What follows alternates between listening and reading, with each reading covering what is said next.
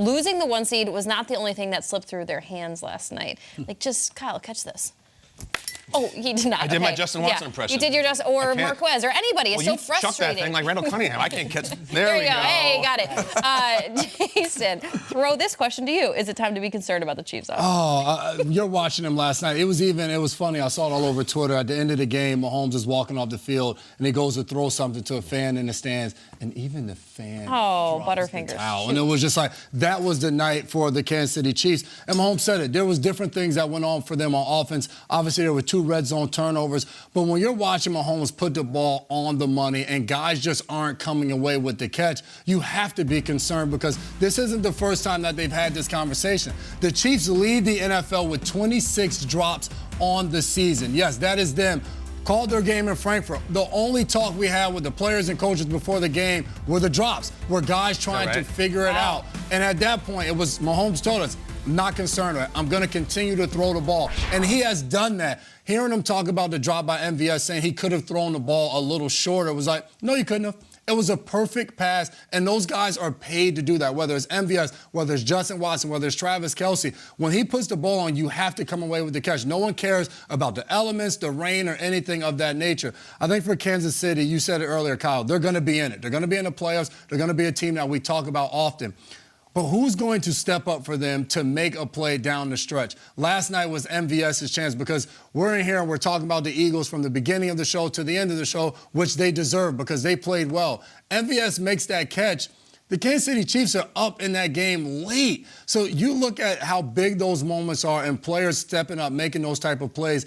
This year, you just don't know outside of Kelce who is it going to be to step up when it comes to catching passes from Mahomes to make a play for them to win the game. I watched the game last night, and I do it with like a second screen experience. I think a lot of people do, either on your phone or on a tablet or on your laptop. And I'm watching it, and MVS drops the pass, and they end up in lose. And see a tweet, and it's from DeAndre Hopkins, and it just says, that drop hurt them big. And it's like, what could have been?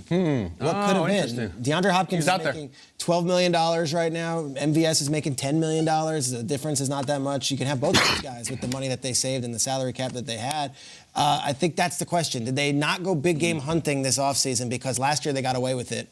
Tyreek Hill left, and Sky Moore stepped up in the Super Bowl, and Kadarius Toney stepped up in big spots, and MVS was awesome in that Chiefs playoff game when Juju went down with the injury and they needed him. Mahomes, to his credit, though, will not and does not throw these guys under the bus. They were grilling him about it afterwards. Take a listen to Mahomes on MVS's drop. Yeah, I have no regret. They triple teamed Travis, so I went to the guy that won downfield, and Marquez won. Just didn't come away with the ball. I could probably throw a little bit shorter. He was that open. So, they know I'm gonna keep firing it. That's just who I am. I'm gonna fire it to the guy who's open, they're usually they're gonna make the plays. It happens. I threw an interception in the red zone if I just flattened Jay Watt off. That didn't just lose the game. There was a lot of stuff that happened throughout the game, and so you just gotta keep firing. I don't know what's going on in the locker room. I don't know what's going on in the meetings. He will not throw those guys under the bus, and I respect the hell out of that. But this has to change. Woo. Second half. They have not scored a second half point since October 22nd. Before Halloween, guys, they have not scored a second half point. That is alarming. Not a field goal, not a Butker, a little chippy, nothing. They've gotten away with it. They've won games, but they also have lost to the Broncos, and they have lost to these guys in the last several weeks. I don't know. Something's up. I do think it's time to be concerned. And like you said, now Mahomes has lost a Super Bowl in Tampa. He has never played a playoff game on the road outside of the Super Bowl. That's a nice comfort to have at Arrowhead. Right now, if the playoffs were tomorrow, it's in Baltimore. That's a different ball game than playing at home. Playoffs not tomorrow. Yep. And we'll get to that. It's this. Is this the undoing of the 2023 Chiefs? Because he doesn't throw them under the bus, but he's a human being, and he has a reaction. And he did this about 3 times last night after drops. If they do have their undoing come because of guys' drops, that's the picture of the 2023 Chiefs. Mahomes just throwing a perfect pass right off the fingertips. There's always a they'll figure it out factor with the Chiefs. Sometimes they're bored, they're complacent, they figure it out. So the figured out factor isn't there. They always, by November, they've figured it out. They know who they are. Patrick Mahomes never lost a home game in November. He has now. At halftime, they figure it out. Maybe the tough sledding in the first half, they make adjustments, figure it out. Not now, 3 straight games without scoring. After the bye, they figure it out. Andy Reid doesn't lose after the bye. Not now. They just lost after the bye. They're trickling down. And you're talking about DeAndre Hopkins tweeting about Marquez Valdes-Scantling. I would love to hear Rodgers' thoughts about it. That's the experience. We've watched Marquez for a long time. He's actually a close friend of the show because he's an interesting guy. He's very fast, and his hands come and go a little bit. He's made drops before. Rodgers had several of them. That's the biggest ones. And it's not about beating up on Marquez Valdes-Scantling. Oh, he's a good guy. Is what he Rodgers is. likes him as a guy. But he represents something. Justin Watson had drops. Travis Kelce had drops. If you do that against Baltimore in the playoffs, certainly if it's at Baltimore, that's it. And you're done. So, listen. I'm trying as hard as I can to say, like, the Chiefs are in trouble, which is the Tom Brady Patriots are in trouble. Yeah. They're going to be 12-5. They're going to be in it. They may be the one. They may be 13-4. They're not going to fall apart. They're not going to start losing. They're not going to lose a road game in the wild card round. I still feel like my panic meter is still low. I want it to be up for drama's sake. I'm faking it. I think it's low.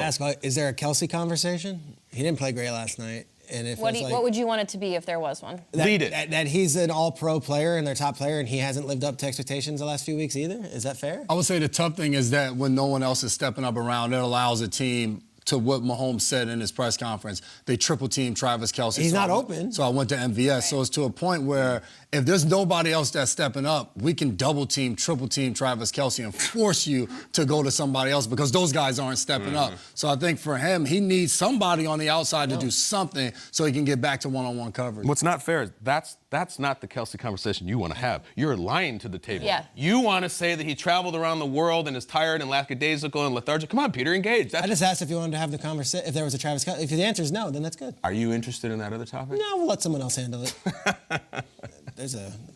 There's another game on this week. We got the Black Friday game. We got the Dolphins and the Jets.